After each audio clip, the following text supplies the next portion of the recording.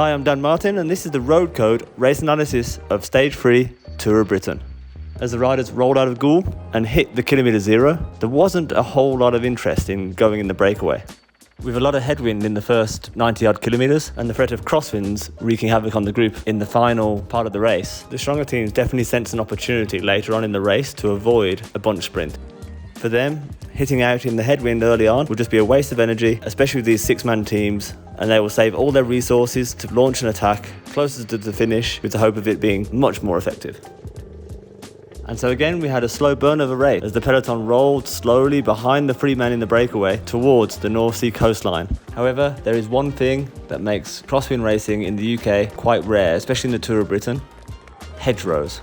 The teams can look at a map and plot where the wind is coming from, but it's often difficult to predict how open the roads are. The tall, thick roadside greenery, more often than not, and it was certainly the case today, providing the peloton with enough protection that it was very difficult to split the race.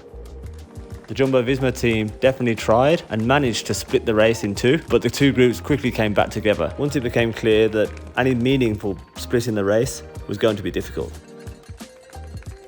A great showing from the St. Piran cycling team by launching a free-up attack. They have clearly realised that in order to succeed in a breakaway, they need to have more men up front. So it was great to see them trying to really strengthen the breakaway. Three riders from the same team would always mean there's committed riders willing to give 100%.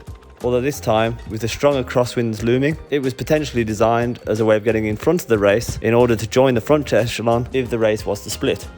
We saw Luke Rowe quick chat on the radio, demonstrating his skills as a road captain. This is obviously not a pre-planned tactic. He felt the conditions were right and also saw the weakness in Jumbo-Visma. Their riders really starting to show the fatigue that comes from riding on the front for 3 consecutive stages. A strong 9-man group eventually got away, and while watching, I really didn't expect it to get caught. The teams with sprinters all had representatives in front, but it was the presence of Nathan van Hooijdonk disrupting the rhythm by essentially being a passenger and also being a strong sprinter in his own right. The other riders were reluctant to carry him to the finish line. Nils Pollitt started the attacks again. With just Matthew Bostock for company, it was always going to be difficult to reach the finish line. But the neutral fan held out hope, as Jumbo-Visma really lacked the numbers to chase back two strong riders out front. But then the teams of Movistar and Trinity Racing came to the front to lend a hand. The neutral might question this decision. Their sprinters had been beaten easily by Olaf Koit the previous 2 stages. Why would they simply give the strongest team and strongest sprinter in the race an armchair ride to the finish? My thinking is that if you have a sprinter in your ranks, you believe in that sprinter, and you're going to give him every opportunity for him to try and win the stage. If the 2 riders stayed away, they have no chance of winning. And especially as today's final was a much more straightforward run into the line, a sprint that was less about positioning and more about pure speed. A team would never regret chasing down a breakaway if they don't win, but they would regret it if their rider won the bunch sprint behind a 2-man breakaway that they would have easily caught if they had helped chase.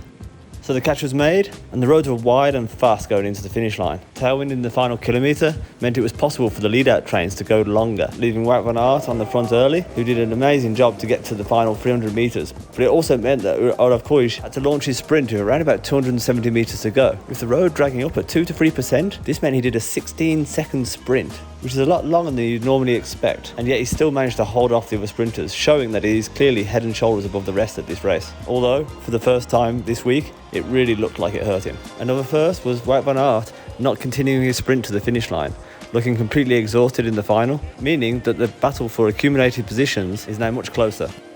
With a dominant Jumbo-Visma leaders team beginning to show weakness, I think they will need help to chase down any breakaway tomorrow. And remember to head to the Road Code Live Race Centre, where you can track the live power data of the riders. Join me again tomorrow to take a close look at what is becoming an even more intriguing bike race.